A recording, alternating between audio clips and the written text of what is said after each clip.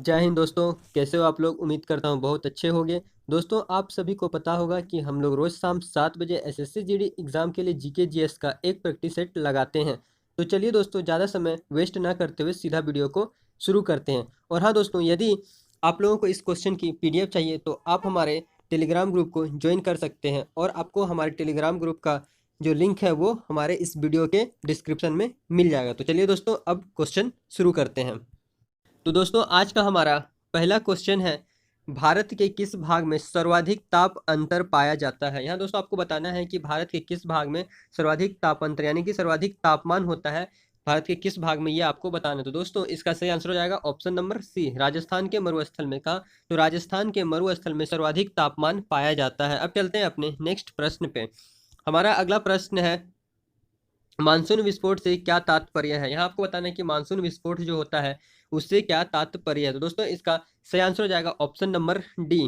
क्या होगा? तो इसका सही आंसर हो जाएगा ऑप्शन नंबर डी, अकस्मात त्वरित झंझा के साथ केवल मूसलाधार वर्षा। क्या तो मानसून विस्फोट का मतलब होता है आकस्मिकता त्वरित झंझा के साथ केवल मूसलाधार वर्षा। अब चलते हैं अपने नेक्स्ट प्रश्न पे। हमारा अगला प्रश्न है, जीव द्रव्य शब्द का प्रयोग सर्वप्रथम किसने किया था। आपको बताना है कि ये जीव द्रव्य शब्द जो है उसका प्रयोग सबसे पहले किसने किया था। तो दोस्तों, इसका सही आंसर हो जाएगा ऑप्शन नंबर बी, पुरकिंजे। किसने? तो पुरकिंजे ने जीव द्रव्य शब्द का सबसे पहले प्रयोग किया था। अब चलते हैं अपने नेक्स्ट प्रश्न पे। हमारा अगला प्रश्न है, भारत में मिश्रित अर्थव्यवस्था का अर्थ है। यहाँ आपको बताना है कि भारत में मिश्रित अर्थव्यवस्था का अर्थ क्या होता है, ये आपको बताना है। तो दोस्तों, इसका सही आंसर हो जाएगा ऑप्शन नंबर सी। क्या होगा? ऑप्शन नंबर सी हो जाएगा, सर्वाधिक तथा सार्वजनिक तथा निजी क्षेत्र का सह अस्तित्व। सर्वाधिक सार्वजनिक तथा निजी क्षेत्र का सह अस्तित्व होता है भारत में मिश्रित अर्थव्यवस्था का अर्थ। अब चलते हैं अपने नेक्स्ट प्रश्न पे। हमारा अगला प्रश्न है, जीव द्रव्य जीवन भौतिक आधार है, यह कथन किसका है। आपको बताना है कि जीव द्रव्य जो है वो एक जीवन भौतिक आधार है। ये जो कथन कहा है इसने किसने ये कथन को कहा है। तो दोस्तों, इसका सही आंसर हो जाएगा ऑप्शन नंबर सी, हक्सले ने। किसने? तो हक्सले ने कहा है जीव द्रव्य जीवन का भौतिक आधार है। अब चलते हैं अपने नेक्स्ट प्रश्न पे। हमारा अगला प्रश्न है, भारतीय अर्थव्यवस्था के उदारीकरण का अग्रदूत किसको कहा जाता है। आपको बताना है कि भारतीय अर्थव्यवस्था का उदारीकरण का अग्रदूत किसे कहा जाता है। तो दोस्तों, इसका सही आंसर हो जाएगा option number A, doctor Manmohan Singh को। किसे?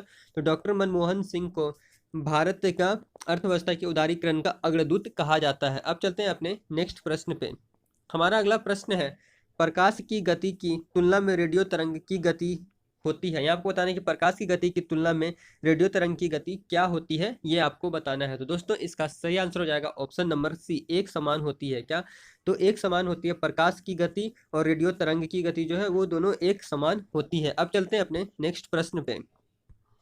हमारा अगला प्रश्न है, आणविक संगठन द्वारा ऊष्मा का संप्रेषण क्या कहलाता है। यहाँ आपको बताना है कि आणविक संगठन जो है उसके द्वारा ऊष्मा का संप्रेषण क्या कहलाएगा। तो दोस्तों, इसका सही आंसर हो जाएगा ऑप्शन नंबर बी। क्या होगा? ऑप्शन नंबर बी हो जाएगा, संवहन। संवहन कहलाता है आणविक संगठन और ऊष्मा का संप्रेषण। अब चलते हैं अपने नेक्स्ट प्रश्न पे। हमारा अगला प्रश्न है, जल में वायु का बुलबुला किसकी भांति व्यवहार करता है। यहाँ आपको बताना है कि जल में जो वायु का बुलबुला होता है वह किसकी भांति व्यवहार यानी कि कार्य करता है। तो दोस्तों, इसका सही आंसर हो जाएगा ऑप्शन नंबर डी, अवतल लेंस। किसका? तो अवतल लेंस के भांति काम करता है जल में वायु का बुलबुला। अब चलते हैं अपने नेक्स्ट प्रश्न पे। हमारा अगला प्रश्न है, ऑप्टिकल फाइबर किस सिद्धांत पर काम करता है। आपको बताना है कि ऑप्टिकल फाइबर जो होता है वो किस सिद्धांत पे कार्य करता है। तो दोस्तों, इसका सही आंसर हो जाएगा ऑप्शन नंबर सी, पूर्ण आंतरिक परावर्तन के कारण।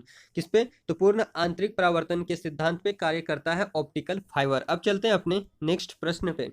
हमारा अगला प्रश्न है, हाँ, किसी एयर कंडीशनिंग प्लांट की क्षमता को व्यक्त किया जा सकता है। तो आपको बताना है किसी भी एयर कंडीशनिंग प्लांट जो है उसकी क्षमता को किस प्रकार से व्यक्त किया जा सकता है। तो दोस्तों, इसका सही आंसर हो जाएगा ऑप्शन नंबर सी, सीओपी में। किसमें? तो सीओपी में किसी भी एयर कंडीशनिंग प्लांट की क्षमता को व्यक्त किया जा सकता है। अब चलते हैं अपने नेक्स्ट प्रश्न पे। हमारा अगला प्रश्न है, 1857 ईस्वी के बरेली विद्रोह का नेता कौन था? यहाँ आपको बताना है कि 1857 में जो बरेली विद्रोह हुआ था उसका नेता कौन था? तो दोस्तों इसका सही आंसर हो जाएगा ऑप्शन नंबर सी। कौन? तो खान बहादुर। खान बहादुर जो थे वो 1857 के बरेली विद्रोह के नेता थे। अब चलते हैं अपने नेक्स्ट प्रश्न पे। हमारा अगला प्रश्न है 1857 के विद्रोह में भारत के शिक्षित माध्यम वर्ग लोगों ने डैश। तो आपको बताना है कि क्या किया था यहाँ पर 1857 के विद्रोह में भारत के शिक्षित लोगों ने क्या किया था, ये आपको बताना है। तो दोस्तों इसका सही आंसर हो जाएगा ऑप्शन नंबर सी, क्रांति में तटस्थ हैं। या ठीक है, 1897 का जो विद्रोह हुआ था उसमें शिक्षित लोग जो थे वो उन्होंने क्रांति के तटस्थ रहे, मतलब कि एक समान बन के रहे थे। अब चलते हैं अपने नेक्स्ट प्रश्न पे। हमारा अगला प्रश्न है देव समाज के संस्थापक कौन है? ये आपको बताना है कि देव समाज जो है उसका संस्थापक कौन है। तो दोस्तों इसका सही आंसर हो जाएगा option number C, Shiv Narayan Agnihotri. Shiv Narayan Agnihotri जो थे वो देव समाज के संस्थापक थे। अब चलते हैं अपने नेक्स्ट प्रश्न पे। हमारा अगला प्रश्न है आर्य समाज किसके विरुद्ध है? तो आपको बताना है कि आर्य समाज जो है वो किसके विरुद्ध यानी कि किसके अगेंस्ट है। तो दोस्तों इसका सही आंसर हो जाएगा ऑप्शन नंबर सी, धार्मिक अनुष्ठान व मूर्ति पूजा। किसके? तो धार्मिक अनुष्ठान व मूर्ति पूजा के विरुद्ध था आर्य समाज। अब चलते हैं अपने नेक्स्ट प्रश्न पे। हमारा अगला प्रश्न है अहमदिया आंदोलन कहाँ हुआ था? ये आपको बताना है कि अहमदिया आंदोलन जो हुआ था वो किस जगह में यानी किस राज्य में हुआ था। तो दोस्तों इसका सही आंसर हो जाएगा ऑप्शन नंबर ए, पंजाब। कहाँ पे? तो पंजाब में हुआ था अहमदिया आंदोलन। अब चलते हैं अपने नेक्स्ट प्रश्न पे। हमारा अगला प्रश्न है प्रत्यावर्ती धारा को दिष्ट धारा में किसके द्वारा बदला जाता है? आपको बताना है कि प्रत्यावर्ती धारा जो है उसको दिष्ट धारा में किसके द्वारा यानी किसकी मदद से बदला जा सकता है। तो दोस्तों इसका सही आंसर हो जाएगा ऑप्शन नंबर डी, रेक्टिफायर। किसके? तो रेक्टिफायर के द्वारा प्रत्यावर्ती धारा को दिष्ट धारा में बदला जा सकता है। अब चलते हैं अपने नेक्स्ट प्रश्न पे।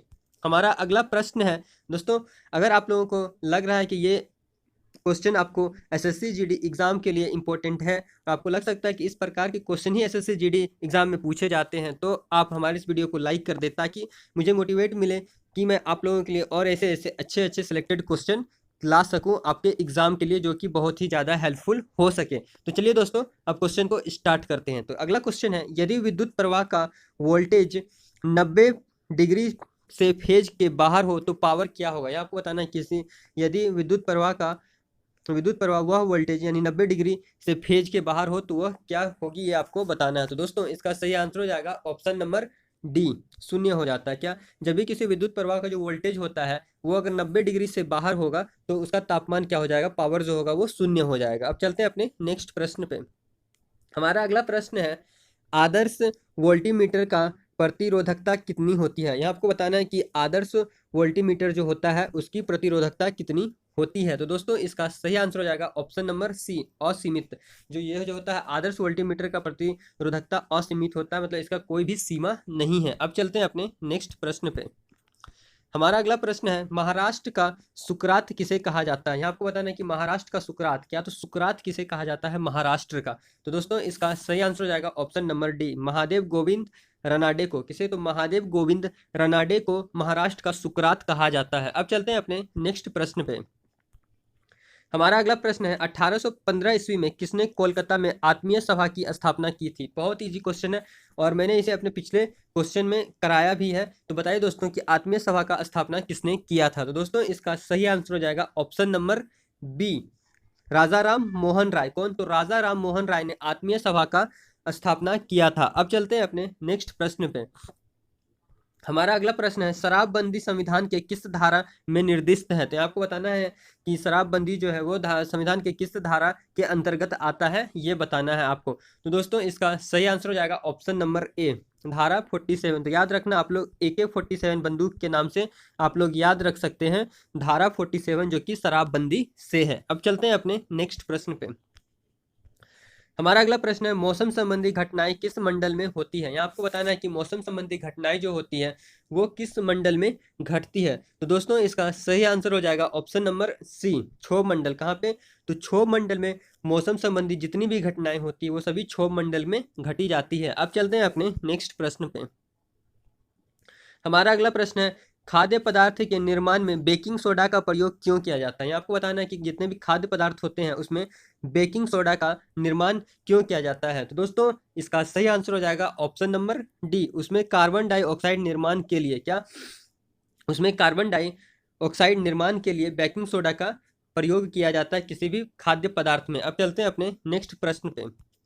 हमारा अगला प्रश्न है रेडॉक्स अभिक्रिया क्या है? दोस्तों ये क्वेश्चन बहुत ही इंपॉर्टेंट है, आप लोग इसे नोट हो सके तो कर लेना, क्योंकि ये क्वेश्चन भी बहुत ही लेटेस्ट है और बहुत सारे एग्जाम में ये पूछा जा चुका है और उम्मीद है कि एसएससी जीडी के किसी न किसी शिफ्ट में इस क्वेश्चन का आना तय है। तो दोस्तों इसका आंसर आपको अगर नहीं पता है तो आप इसे नोट भी कर लेना। तो दोस्तों जल्दी बताइए रेडॉक्स अभिक्रिया क्या है? मोस्ट इंपोर्टेंट क्वेश्चन में इसे बोलूंगा, रेडॉक्स अभिक्रिया क्या है? तो दोस्तों इसका सही आंसर हो जाएगा ऑप्शन नंबर डी, इलेक्ट्रॉन स्थानांतरण अभिक्रिया। क्या?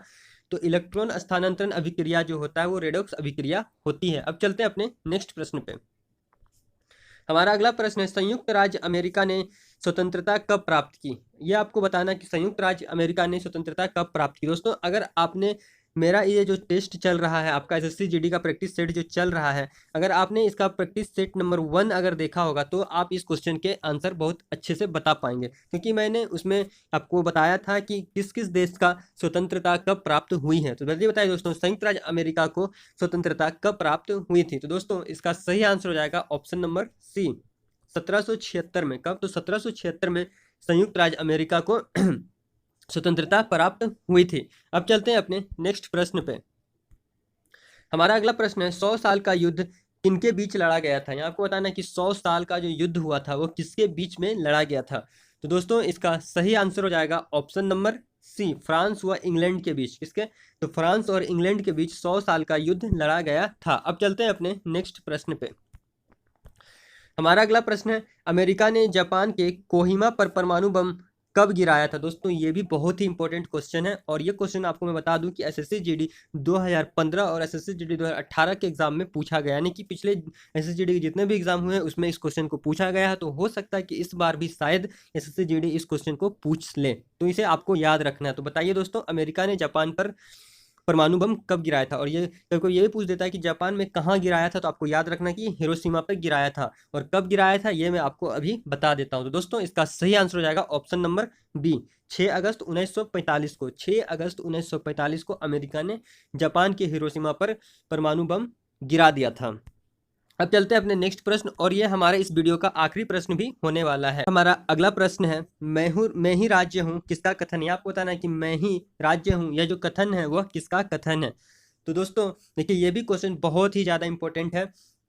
और दोस्तों मैं एक बात आपको बता देता हूँ कि अगर आप लोग मेरे द्वारा जितने भी प्रैक्टिस सेट एसएससी जीडी के कराए जा रहे हैं, अगर आप लोग उसे देख रहे हो तो मैं कंफर्म बता दे रहा हूँ आपके किसी न किसी हर शिफ्ट में 1 या 2 क्वेश्चन मेरे इन वीडियो से जरूर आपको देखने को मिलेगा। और अगर आपने सारा वीडियो देख लिया तो कम से कम 15 से 16 नंबर तो आप एसएससी जीडी में कर ही लोगे, इसकी मैं पक्का गारंटी लेता हूँ।